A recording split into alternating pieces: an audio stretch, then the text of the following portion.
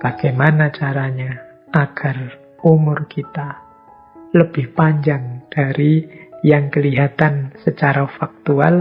Dan yang kedua, bagaimana agar kita tidak memposisikan orang lain hanya untuk keuntungan kita saja, kenikmatan hidup kita saja.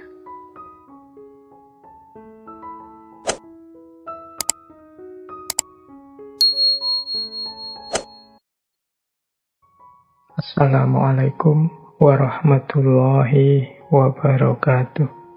Bismillah, teman-teman, mari kita lanjutkan lagi ngaji filsafat kita, mencari-cari hikmah dari mana saja, sebagaimana salah satu sabdanya Nabi, al-hikmatu dholatul mu'min.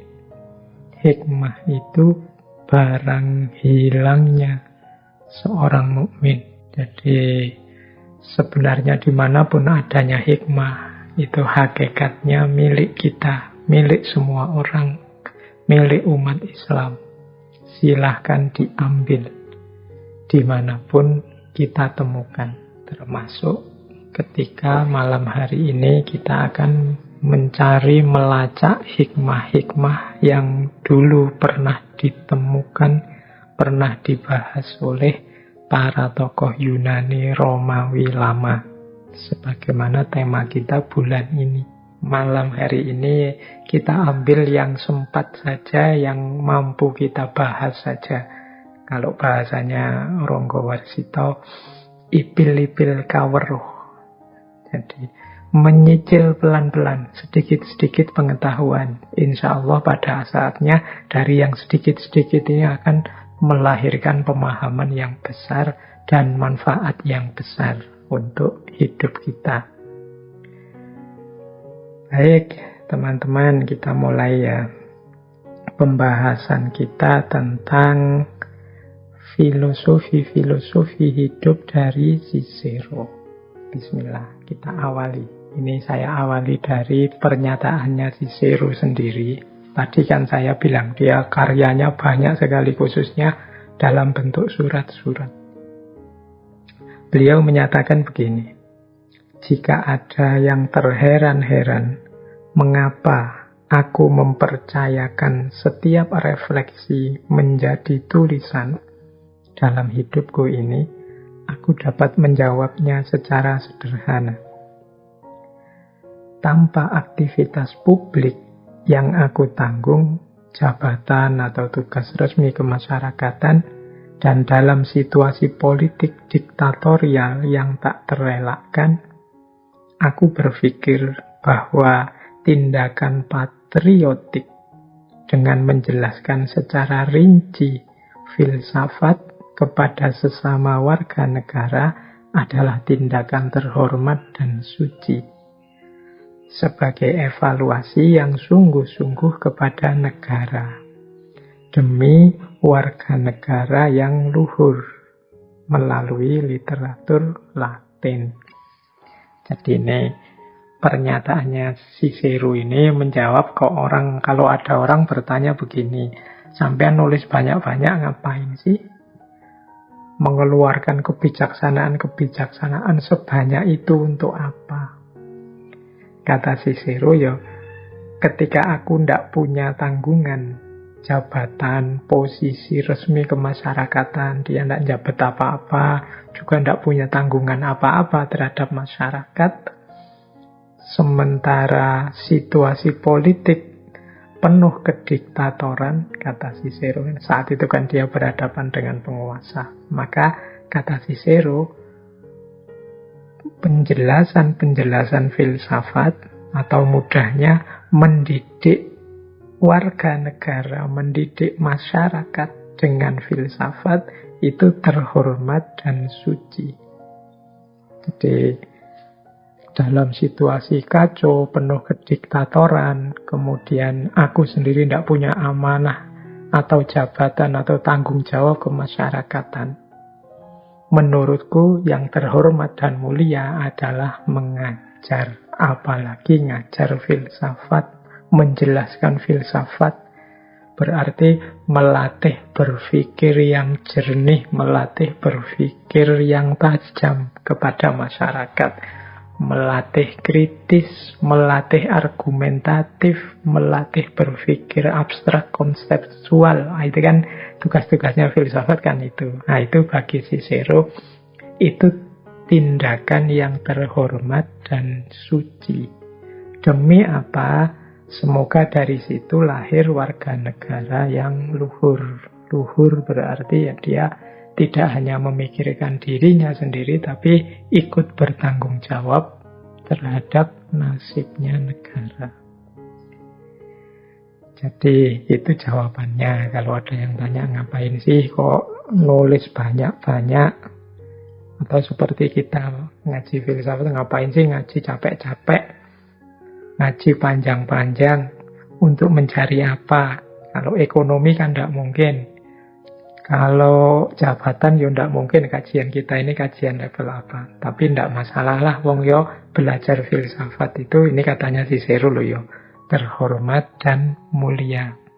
Jadi melatih, mendidik manusia untuk jadi orang yang luhur.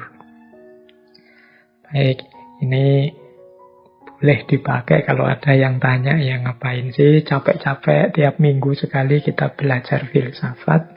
Ya, di antara variabel hidup yang terhormat dan mulia, itu kata Cicero, filsafat. Jadi ketika kita belajar filsafat, ya berarti kita mendalami sesuatu yang terhormat dan mulia untuk hidup kita, karena tujuannya juga mulia, mendidik manusia jadi sosok yang bijaksana dan luhur.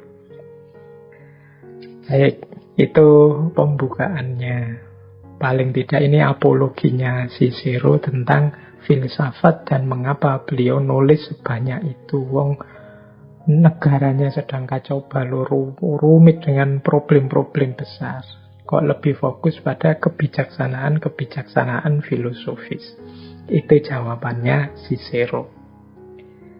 Nah, saya lanjutkan. Sekarang karena mumpung sudah ngomong filsafat, kita masuk sekarang ke pandangan-pandangannya Cicero sendiri tentang apa itu filsafat. Ada definisi standar yang ini kita semua sudah tahu, yang juga disepakati oleh Cicero tentang filsafat, yaitu cinta kebijaksanaan. Kata Cicero, mereka yang mencari kebijaksanaan disebut sebagai para filosof. Dan filsafat tidak lain adalah cinta kebijaksanaan. Nah, yang jarang kita bahas kebijaksanaan ini. Apa sih kebijaksanaan itu? Kata Cicero, kebijaksanaan itu pengetahuan tentang segala sesuatu yang manusiawi dan yang ilahi, dan bagaimana menguasai dan mengendalikan semua itu. Kalau kita definisikan filsafat sebagai cinta kebijaksanaan, kemudian orang tanya kebijaksanaan itu apa? Kebijaksanaan itu pengetahuan tentang segala sesuatu yang sifatnya manusiawi dan yang ilahi. Yang manusiawi bersifat kemanusiaan, yang ilahi berhubungan dengan ketuhanan. Semua pengetahuan yang berciri dua itu nanti jadi awal kebijaksanaan. Cuma selanjutnya juga pengetahuan tentang bagaimana mengetahui dan mengendalikannya. Ini seperti sering saya bilang, kebijaksanaan itu paradigma yang pas. Tidak berhenti hanya pada pengetahuan akan kebenaran, tapi juga tahu kapan menggunakannya, kapan mengendalikannya, kapan ini diucapkan, kapan jangan diucapkan dulu. Nah, ini bijaksana namanya. Kapan disampaikan, kapan ditunggu dulu, kapan menyampaikannya langsung, kapan menyampaikannya dengan ilustrasi-ilustrasi untuk memancing pemahaman. Nah, ini namanya kebijaksanaan. Jadi kebijaksanaan itu unsurnya pasti tidak hanya pikiran atau intelektual, tapi juga pemahaman tentang kenyataan. Jadi benar saja masih belum, tapi harus benar dan pas sesuai konteksnya. Banyak kebenaran yang jadinya tidak bijaksana ketika ruang dan waktunya tidak pas menggunakannya. Misalnya hari ini banyak saudara-saudara kita, teman kita, tetangga kita yang terkena COVID, kemudian banyak pula di antaranya yang meninggal. Nah itu kalau ada teman kita kena COVID, terus kita ketemu kan, tidak mungkin kita bilang, wah kamu kena COVID ini, tetangga saya baru saja meninggal, hati-hati kamu. Ini kan sebenarnya menyampaikan kebenaran, tapi tidak bijaksana kita sampaikan ke teman kita yang sedang menderita saat itu. Oh, bisa jadi dia tambah panik, tambah gelisah, meskipun yang disampaikan kebenaran. Jadi pinter-pinterlah kita untuk memilah mana bijaksana, mana tidak. Tidak hanya tahu mana yang benar, mana tidak. Hari ini mungkin kebijaksanaan ini variabel penting yang sering kita lupakan, sering terlewatkan. Baik, yang kedua, ini dari Cicero lagi, kata dia begini tentang filsafat. Kupastikan kepadamu satu seni penyembuhan jiwa. Tidak sebagaimana penyakit tubuh lainnya yang obatnya harus dicari di luar diri. Seni itu adalah filsafat. Kita harus mengerahkan segala daya dan kekuatan untuk mampu mengendalikan diri kita sendiri. Jadi ini lanjutannya tadi. Bagi Cicero, filsafat itu seperti obat bagi jiwa. Sebagaimana makanan obat bagi fisik. Jadi sebagaimana obat fisik, kita punya obat rohani atau obatnya jiwa, kata Cicero, yaitu filsafat. Mengapa kok filsafat itu obatnya jiwa? Karena filsafat membantu kita, memberi kita kekuatan dan kemampuan untuk mengendalikan diri. Jadi kemampuan pengendalian diri ini diajarkan dalam filsafat. Nah ini mungkin agak berbeda dengan pemahaman kita selama ini ya. Banyak orang nuduh filsafat itu bebas, filsafat itu liberal, filsafat itu mikir sakarepe dhewe. Ndak begitu. Justru filsafat itu, kata Cicero, melatih kita untuk mengendalikan diri. Mengendalikan diri maksudnya apa? Berpikir secara tertib, tertata, justru tidak sakarepe dhewe. Justru tidak nyari ingin menangnya sendiri, enggak. Jadi perilaku filosofis itu justru berpikir yang terkendali dalam kuasa kita, bukan berpikir yang tanpa dikendalikan. Jadi kalau kita mampu melakukan itu, di situ nanti filsafat akan berperan menjadi obat bagi jiwa kita. Obatnya di mana? Dia menjawab kegelisahan-kegelisahan kita. Dia menenangkan kegalauan kita. Dia menunjukkan kejernihan ke dalam diri kita. Maka jiwa kita kemudian jadi tenang. Jadi versinya Cicero justru filsafat itu berpikir yang tertata, terkendali dalam kuasa kita untuk menjawab problem-problem hidup kita. Disitulah nanti dia berperan sebagai penyembuhan jiwa.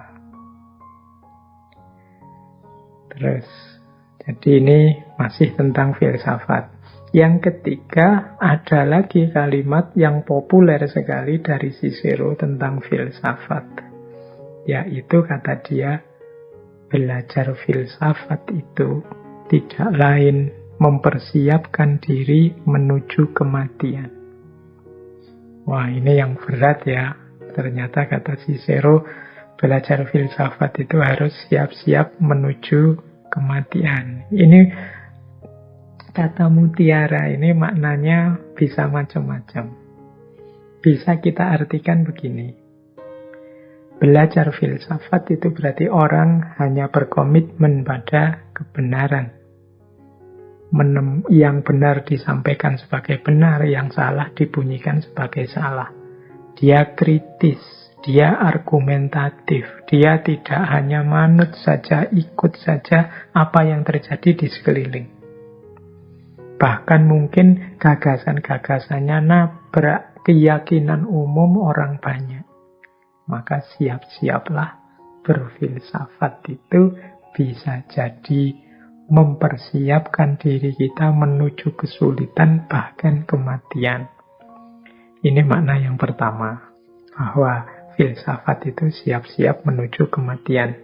Ini kan bisa terbukti dari tokoh-tokoh kita bulan ini, yo Cicero, yo Seneca, Protagoras, Hippocrates, itu semuanya akhir hidupnya mengenaskan filsafat membawanya kepada kematian. Nah, yo ini yang tadi semangat belajar jadi menggeret lagi, Nggak begitu. Justru kematian yang dibawa oleh filsafat sebagaimana tokoh-tokoh tadi kan itu kematian yang membanggakan. Kematian demi kebenaran. Kematian demi perjuangan yang mulia.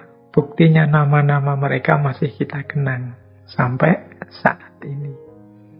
Tapi itu makna yang pertama. Bisa juga kata-kata quotes dari Cicero ini kita maknai begini. Berfilsafat itu pada dasarnya adalah perjuangan menaklukkan diri kita sendiri. Hasrat kita, ego kita, ambisi kita, hawa nafsu kita, keinginan-keinginan egois kita.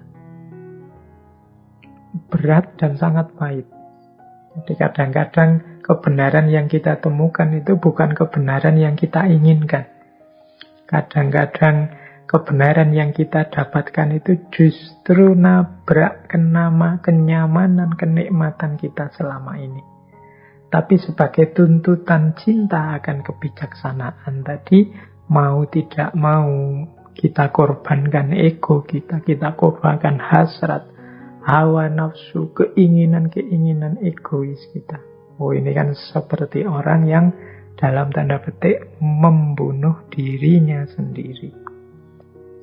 Jadi dengan makna ini pula bisa kita pahami kalimatnya Cicero bahwa belajar filsafat itu tidak lain mempersiapkan diri menuju kematian. Oke, kalau di makna yang kedua ini mungkin teman-teman lebih sreg ya, lebih cocok.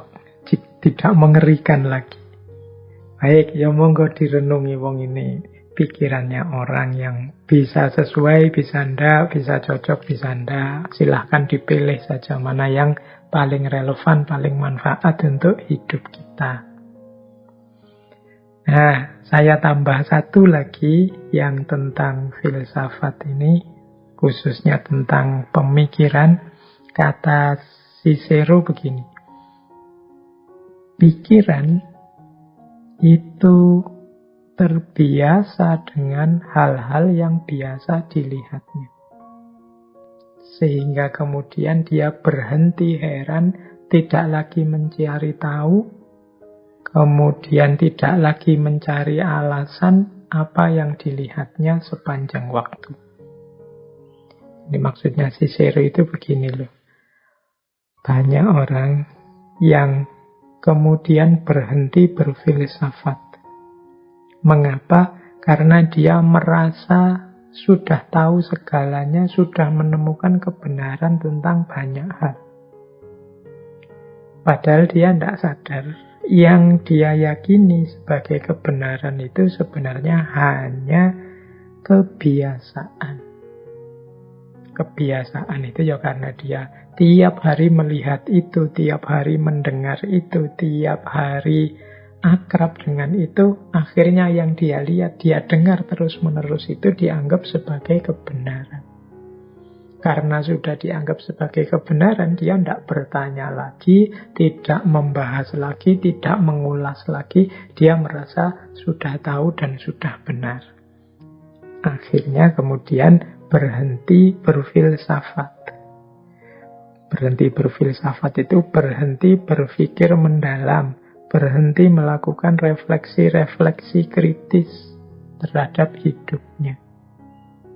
Ya kalau orang sudah berhenti memikirkan hidupnya, ya dia pasti mandek.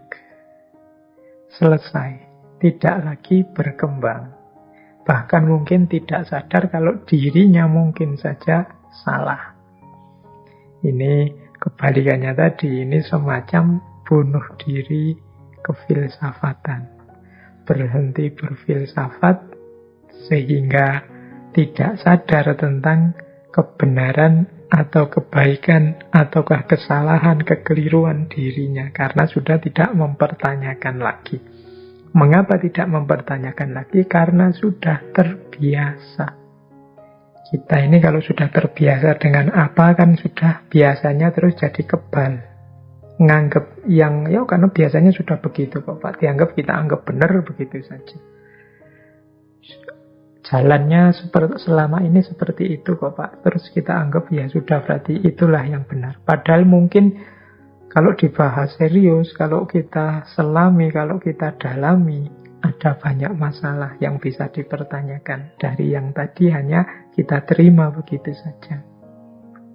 Maka hati-hatilah dengan pikiran yang terbiasa dalam tanda petik. Ya mungkin termasuk ngaji kita ini. Teman-teman mungkin yang sudah merasa nyaman dengan ngaji semacam ini yang dari saya terus menganggapnya yang saya ucapkan mesti benar kabeh. Itu sebenarnya semangat seperti itu justru berlawanan dengan cita-cita ngaji kita ini. Karena ngaji kita ini menyuruh kita, ngaji kita ini misinya adalah membangkitkan semangat gairah untuk belajar, bertanya, tidak mudah menerima apapun yang ada di sekeliling kita, apalagi hanya ikut-ikutan yang terjadi di sekeliling kita. Jadi justru kalau sikapnya kemudian begitu, bahkan terhadap ngaji kita ini, ya berarti ada yang salah dalam menyikapinya. Jangan sampai pikiran kita kemudian jadi pikiran yang mati, tidak hidup. Ikut saja arus, yang lain ke utara ikut ke utara, yang lain ke selatan ikut ke selatan. Baik, kita lanjutkan. Alhamdulillah sudah membahas tema pertama dari Cicero tentang filsafat. Sekarang kita bahas lebih jauh tentang kebijaksanaan hidup dari Cicero. Temanya sekarang kebijaksanaan. Tadi kan sedikit dijelaskan bahwa kebijaksanaan itu adalah tentang yang manusiawi dan tentang yang ilahiyah. Nah, sekarang lebih praktis kita lihat tips-tips apa sih untuk menyikapi hidup secara bijaksana dari seorang Cicero. Ini nanti temanya macam-macam. Cuma saya klasifikasi jadi ini jenis kebijakan hidup yang direkomendasi oleh Cicero. Ya nanti ada banyak tema lain seperti di Seneca. Semoga malam hari ini kita dapat banyak wawasan baru. Nah yang pertama kata Cicero begini. Kita tidak hanya harus mencari kebijaksanaan, tapi kita harus menikmatinya. Nah, ini penting ya untuk kita. Kita itu mungkin orang baik insya Allah yang ikut ngaji malam hari ini dan siapapun yang mendengarkan orang-orang baik semua. Tapi coba kita refleksi sebentar. Bisakah kita menikmati kebaikan yang kita lakukan? Ya kalau itu bentuknya kebijaksanaan berarti bisa enggak sih kita menikmati kebijaksanaan kita? Menikmati itu kan berarti kita bahagia, kita senang, kita merasa nyaman, merasa enak menjalankannya. Bahkan ingin terus. Orang yang bisa menikmati itu kan ingin terus-terusan begitu. Saya ingat kalau dalam Islam ada hadis-hadis yang menggunakan redaksi halawatal iman. Halawatal iman itu manisnya iman. Orang yang level keimanannya sampai pada rasa manis. Nah, ini berarti orang yang beragama tidak hanya terpaksa atau tidak hanya karena pamrih-pamrih tertentu. Tapi karena dia merasakan indahnya, merasakan nikmatnya, merasakan enaknya. Ini penting. Kalau versinya Cicero tadi, ya kita jangan hanya mencari kebijaksanaan, tapi kita bisa menikmati kebijaksanaan. Banyak orang yang melakukan kebaikan, termasuk melakukan kebajikan dan kebijaksanaan, tapi dia belum bisa menikmatinya. Sehingga kebaikan yang dia lakukan, kebijaksanaan yang dia lakukan, itu rasanya berat. Dia merasa ini semacam pengorbanan. Dia merasa ini semacam perjuangan berat. Misalnya kita membantu orang, terus wah ini membantu, ini rasanya berat sekali. Sebenarnya eman saya itu masih butuh, tapi ya, kalau tidak bantu gimana? Ini kan ada beratnya. Beda dengan orang yang bisa menikmati. Setelah berbagi justru kita merasa lega, merasa senang, merasa gembira. Ini namanya bisa menikmati. Kebijaksanaan juga begitu. Kalau kita tidak sampai pada level menikmati kebijaksanaan, ya kita akan sangat berat mencari dan menghidupkan kebijaksanaan itu. Mungkin kita merasa bahwa hidup kita ini rasanya kok tidak ada santainya. Disuruh ini, disuruh itu, melakukan kebaikan ini, kebaikan itu. Kapan waktu saya menikmati diri saya sendiri? Kapan aku senang-senang sendiri? Padahal kalau dia kebaikan-kebaikan yang dia lakukan tadi nyampe ke level kenikmatan, ya kenikmatannya, santainya, istirahatnya, gembiranya justru pada saat melakukan kebaikan itu. Jadi bukan, wah saya sudah melakukan kebaikan, sekarang saatnya istirahat, seneng-seneng. Loh, kalau orang nyampe kebaikannya di level menikmati, seneng-senengnya tadi pada waktu menjalankan kebaikan itu. Jadi dia tidak butuh lagi nambah-nambah waktu untuk seneng-seneng. Kalau masih butuh banyak waktu untuk seneng-seneng, jangan-jangan. Ya ini tidak nuduh. Jangan-jangan itu kan bisa ya, bisa enggak. Jangan-jangan kebaikan yang kita lakukan levelnya masih level terpaksa atau tuntutan kewajiban atau kebutuhan.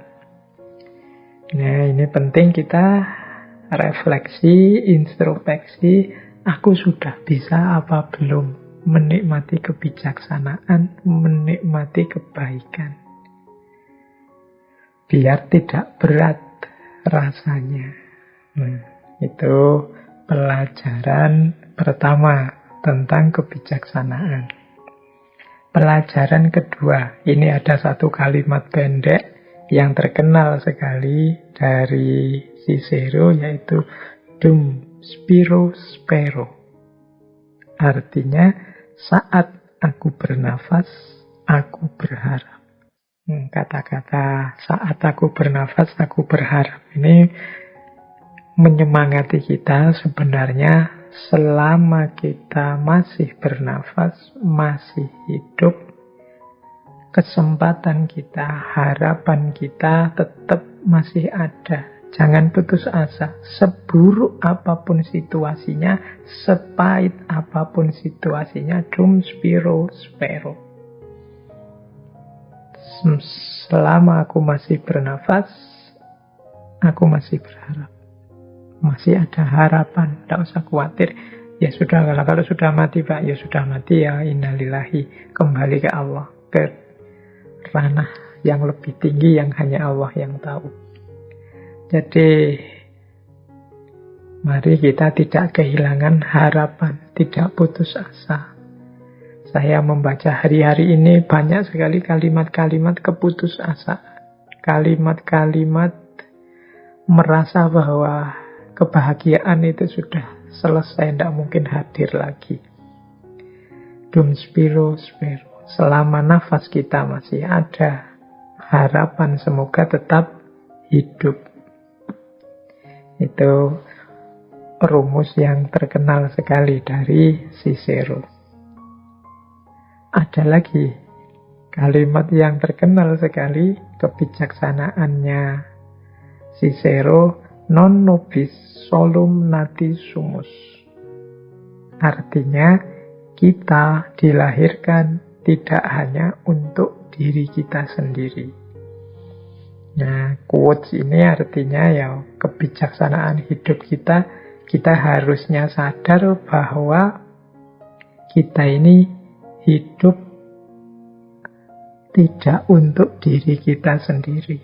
Ada banyak amanah, ada banyak tugas yang harus kita lakukan. Yang itu tidak hanya untuk kepentingan kita, tapi juga di situ masuk kepentingan sesama, bahkan juga kepentingan semesta. Maka kita jangan egois. Kelebihan-kelebihan yang dianugerahkan oleh Tuhan pada kita, itu sebenarnya tidak untuk kita nikmati sendiri, tapi di balik itu ada titipan untuk ngajak-ngajak yang lain, berbagi kenikmatan dengan yang lain. Non nobis solum nati sumus. Kita dilahirkan tidak hanya untuk diri kita sendiri. Ini teman-teman menangkapnya mesti mudah ya, karena kita ini makhluk sosial yang hakikatnya tidak bisa hidup sendirian, selalu membutuhkan orang lain, dan orang lain juga membutuhkan kita. Maka jangan egois, mikir diri sendiri, dan juga jangan terlalu altruistik, mikir orang lain saja, dirinya dilupakan. Ya dua-duanya dipikir, diri kita ya orang lain. Karena kita dilahirkan tidak hanya untuk diri kita sendiri. Kemudian ada lagi esse quam videri. Nah, ini juga dari bahasa Latin. Artinya menjadi tidak terlihat atau tidak hanya terlihat. Ini maksudnya menjadi tidak hanya terlihat itu, yuk dalam hidup ini mari melakukan kebaikan, mari memperbaiki diri, mari meningkatkan kualitas diri kita, hidup kita. Tidak harus peduli apakah orang lain tahu atau tidak, apakah orang lain mengakui atau tidak. Jangan sebaliknya, terlihat saja tapi tidak ada perubahan apa-apa. Hari ini kita menyebutnya pencitraan. Ini kebalikannya. Kalau tadi menjadi tetapi tidak terlihat, ada yang terlihat tapi tidak menjadi. Kelihatannya kok bagus, kelihatannya kok indah, kelihatannya kok mengesankan, tapi ternyata sama saja dengan dulu. Nah, itu berarti terlihat tapi tidak menjadi. Hidup kita rumusnya harus dibalik. Mari kita jadi lebih baik, lebih baik, lebih baik terus-menerus, meskipun orang tidak tahu, meskipun orang tidak melihat, meskipun orang tidak mengakui, meskipun orang tidak peduli dengan situasi kita. Nah, jadi ini beberapa kalimat-kalimat pendek kebijaksanaan yang populer sekali dari Cicero, yaitu saat aku bernafas, aku berharap. Kita dilahirkan tidak hanya untuk menjadi diri sendiri, dan mari kita menjadi, tidak hanya terlihat. Baik, kita lanjutkan ya pelajaran kebijaksanaan yang lain.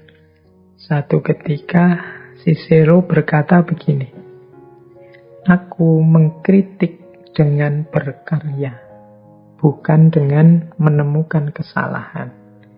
I criticize by creation, not by finding fault. Ini mungkin menarik ya, pelajaran cara mengkritik yang elegan. Versinya Cicero. Kata Cicero, kalau aku ngeritik dengan karya, tidak dengan nuding-nuding mencari kesalahan orang. Jadi ini semacam teori fastabiqul khairat. Untuk menunjukkan bahwa ada yang keliru dalam orang lain, kita lakukan kebaikan yang sebaliknya. Sehingga nanti orang lain sadar bahwa, oh yang tadi keliru, yang benar yang ini. Nah itu mengkritiknya dengan karya, menciptakan sesuatu, bukan dengan menemukan kesalahan orang lain. Biarlah bahkan nanti yang salah itu juga belajar dari kebenaran, kebaikan yang kita lakukan. Jadi orang terus sadar sendiri, oh ternyata aku salah, lebih bagus yang itu loh, lebih baik yang itu loh. Nah, meskipun yang itu ndak nuding-nuding kesalahan kita, ndak nunjuk-nunjuk kesalahan kita, tapi kita yang salah sadar sendiri begitu mendengarkan dia atau melihat dia. Melihat karyanya, mendengarkan karyanya. Aku mengkritik dengan berkarya, bukan dengan menemukan kesalahan. Kalau hari ini kan kita sebaliknya, banyak orang yang saling nuding, tapi tidak produktif. Salah menyalahkan terus. Dan tidak ada apa-apa, tidak ada kontribusi apa-apa, tidak ada produksi apa-apa. Isinya saling nuding, saling nyalahin terus. Nah itu namanya bukan mengkritik dengan karya, tapi mengkritik dengan nuding. Ya mungkin pada akhirnya ditemukan kebenaran, tapi biasanya muncul efek-efek samping. Mungkin kehilangan teman, mungkin persatuan yang pecah, dan lain sebagainya. Tapi saling belajar dengan masing-masing berkarya, itu akan lebih produktif. Nah ini yang saya pahami dari kalimatnya Cicero, aku mengkritik dengan karya, bukan dengan menemukan kesalahan. Ini juga menurut saya sejenis kebijaksanaan. Karena kadang-kadang kita itu kalau mengingatkan orang lain dengan cara tunjuk langsung, hasilnya orangnya sakit hati, akhirnya muncul gengsinya, dia malah tidak mau berubah. Problem lama tidak selesai, problem baru muncul, kita kehilangan teman, kita berhadapan dengan masalah baru, mungkin orangnya terus jadi tersinggung, lapor polisi, kita dilaporkan pencemaran nama baik, wassalam sudah. Tambah tidak karu-karuan masalahnya. Maka mungkin tips dan petunjuk dari Cicero ini penting. Aku mengkritik dengan karya. Berkaryalah dengan cara lebih berkualitas yang bisa menampakkan mungkin karya yang lain yang ada salah-salahnya. Sehingga orang nanti sadar sendiri bahwa, oh ini lebih baik. Oh cara berpikir ini lebih benar. Oh pandangan semacam ini lebih bertanggung jawab. Itu lebih enak. Daripada kita nabrak langsung gagasan orang yang berbeda. Baik, ini sebenarnya masih banyak wawasan-wawasan. Wong bukunya Cicero itu beberapa diterjemah juga tebal-tebal, karya-karyanya sampai 800-an lebih. Ini agak sulit kalau kita hanya ramu di satu sesi pertemuan seperti malam hari ini. Tapi ya malam hari ini kita gembira saja, kita loncat kiri, loncat kanan, cari yang sekiranya menarik kita bahas itu saja. Tidak ada rumus apa-apa. Kita gembirai ide-ide, gagasan-gagasan luar biasa dari Cicero ini. Baik, kita lanjutkan. Tentang kebijaksanaan mungkin kita cukupkan dulu sementara. Kita membahas tema yang lain. Nah, sekarang kita bahas kebajikan. Khususnya kebajikan sosial. Kebajikan itu kan perbuatan baik kita kepada sesama. Nah, ada satu quote yang bagus dari Cicero begini. Kehidupan yang diberikan kepada kita secara alami itu pendek. Namun, kenangan tentang kebaikan di dalamnya itu abadi. Ini maksudnya pernyataan ini, hidup kita sebagai manusia itu kan pendek. Usia manusia itu paling berapa sih? Kalau zaman ini mungkin 80 tahun atau 100 tahun itu sudah sangat luar biasa. Rata-rata mungkin ya 60-70 manusia hari ini. Itu kan pendek. Kalau ingin panjang Apa yang harus kita lakukan? Kebaikan. Karena kebaikan itu akan dikenang. Dan kenangan akan kebaikan itu abadi. Dalam abadi, dalam tanda petik ya. Abadi versinya manusia. Selama manusia ada, dia akan dikenang. Maka strategi untuk panjang umur itu sebenarnya strategi dengan jalan melakukan kebaikan sebanyak-banyaknya yang dikenang orang. Jadi mari melakukan kebajikan sebanyak-banyaknya. Nah, ini berhubungan dengan pernyataan selanjutnya dari Cicero, kehidupan orang yang sudah meninggal terletak dalam kenangan mereka yang hidup. Cinta yang diberikan dalam kehidupan membuat seseorang hidup melampaui waktunya sendiri. Siapapun yang dicintai akan selalu hidup dalam hati orang lain. Jadi, tadi kan saya bilang, untuk kita mengabadi, dikenang terus, ya mari hidup dengan kebaikan-kebaikan, jasa-jasa besar untuk orang lain, maka kita akan selalu dikenang. Semakin besar kebaikan, semakin luas jangkauannya, semakin kita akan dikenang, kita akan abadi. Termasuk yang kedua ini, yaitu kenangan cinta. Kalau sudah tentang cinta ini kan kita tidak bisa bantah. Orang yang jatuh cinta, baik dia sedang mencintai atau sedang dicintai, kenangan, gambar, memori tentang orang yang dicintai itu akan selalu hidup dalam dirinya. Tidak akan berhenti kenangan tentang cinta itu dalam diri kita. Itu nama lainnya apa? Orang yang kita cintai itu akan selalu hidup selama kita masih hidup. Yo, kalau teman-teman belajar kisah-kisah cinta, Romeo and Juliet, Yusuf Zulaikha, dan macam-macam, bagaimana kenangan cinta itu tidak mungkin bisa padam, tidak mungkin bisa lupa. Teman-teman yang patah hati lah, atau yang mungkin ada bapak ibu yang mendengarkan ngaji ini, yang dulunya pernah punya pacar, apa pernah jatuh cinta sama siapa, kenangan tentang cinta itu kan hidup terus dalam batinnya. Bahkan mungkin sampai besok mati. Nah, ini salah satu strategi kalau menurut Cicero. Berarti apa?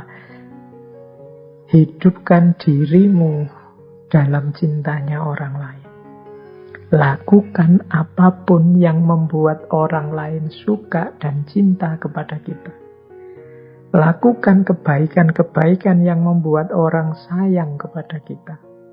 Maka umur kita yang pendek itu akan jadi sangat panjang. Sepanjang hidup mereka yang mencintai kita.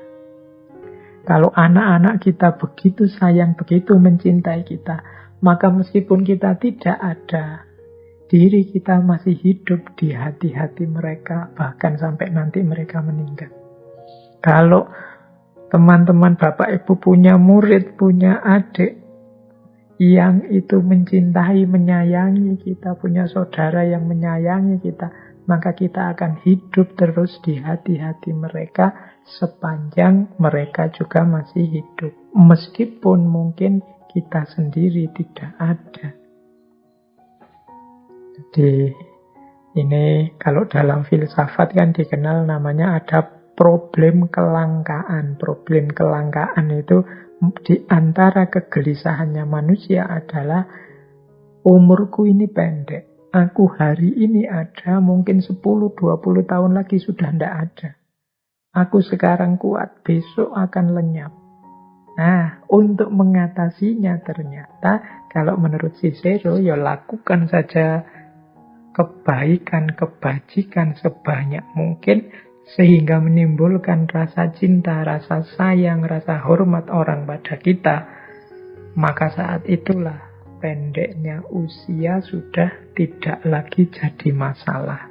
Karena kita akan terus hidup di hati mereka yang mencintai kita. Nah, ini tentang pentingnya kebajikan kepada sesama atau kebajikan sosial. Terus, nah ini teori sebaliknya tentang kebajikan sosial. Ini orang yang tidak peduli cintanya orang lain, tidak peduli dengan perbuatannya baik atau tidak. Orang yang hanya mencari keuntungan saja.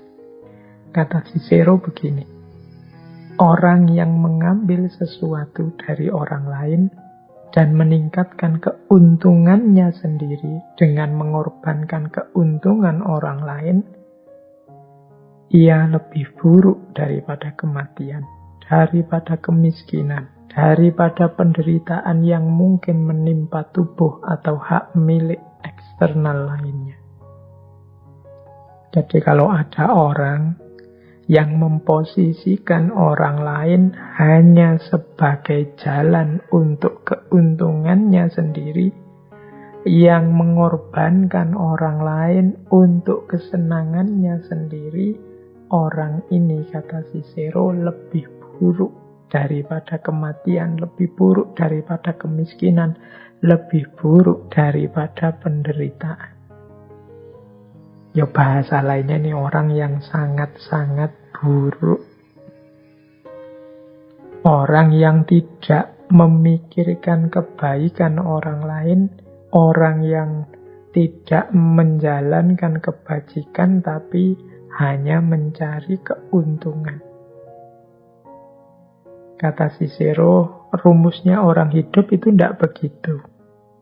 Kata Cicero, alam dengan hukumnya menetapkan bahwa seorang manusia harus bersedia mempertimbangkan kepentingan orang lain, siapapun ia, dengan alasan mendasar, yakni karena ia adalah manusia. Jadi hukum alam ini, sunnatullah dalam kehidupan di muka bumi ini, tentang kehidupan antar manusia, ya setiap orang tidak boleh cuek, tidak boleh abai terhadap kepentingan yang lain. Saling menghargai, saling menghormati, tidak saling mengganggu, tidak saling menipu, memanipulasi. Setiap orang dengan kepentingannya sendiri, dengan tujuan-tujuan, dengan keinginannya sendiri, ya kita tidak boleh mengambil keuntungan atau mengorbankan yang lain hanya untuk keinginan kita. Mengapa tidak boleh? Karena kita dan mereka sama-sama manusia. Karena sama-sama manusia, sangat tidak terpuji kalau kita merugikan dia hanya untuk kepentingan kita. Rasa sakitnya sama kalau dibalik orang lain merugikan kita hanya untuk kepentingannya. Nah, itu kan kita mesti rasanya sakit luar biasa. Oleh karena itu, biar tidak terjadi saling sakit menyakiti, yuk antar sesama ini tidak saling mengobjekkan, tidak saling mencari keuntungan sendiri-sendiri. Tapi yang kita lakukan bersama adalah saling membantu, saling mendukung, saling mencapai keinginan, kebahagiaan bersama-sama. Tidak hanya kesenangan kita sendiri. Jadi, rumus kebajikan sosial itu yang paling dasar adalah aku manusia, dia manusia, mereka manusia. Jadi tidak harus lebih dulu. Kadang-kadang kan kita itu melihat orang itu labelnya dulu. Ini orang ini dari kelompok mana, orang ini aliran apa, orang ini grupnya siapa. Begitu kita tahu dia beda dengan kita, alirannya, kelompoknya, grupnya, biasanya kemudian kita anggap dia tidak sama dengan aku. Kita lupakan status manusianya, kita anggap dia dalam tanda petik seperti bukan manusia. Dan kita merasa bebas menyakitinya, kita bebas mencacinya, kita merasa bebas menjelek-jelekkan, menjatuhkannya. Kita lupa golden rule. Dalam golden rule itu aturan emas dalam dunia moral akhlak, bahwa jangan lakukan apapun yang kalau dilakukan padamu engkau tidak mau. Tapi karena kita tidak menganggap mereka manusia selevel kita, akhirnya kita pun berlaku zalim, merusak pada mereka, hanya mencari keuntungan kita dan mengorbankan mereka. Nah, ini kebalikan yang tadi. Kalau tadi kita yang mencari keabadian dengan jalan kebajikan sehingga kita hidup di hati orang lain. Kalau ini sebaliknya. Mungkin kita masih hidup, umur kita panjang pun orang nyumpah-nyumpah ingin kita segera berlalu, ingin kita segera tidak ada lagi. Kalau tadi meskipun sudah mati kita masih dikenang, kalau ini masih hidup pun kita didoakan orang untuk segera berlalu. Mengapa? Mungkin orang jengkel dengan kita, orang marah, muak dengan perilaku kita, dan lain sebagainya.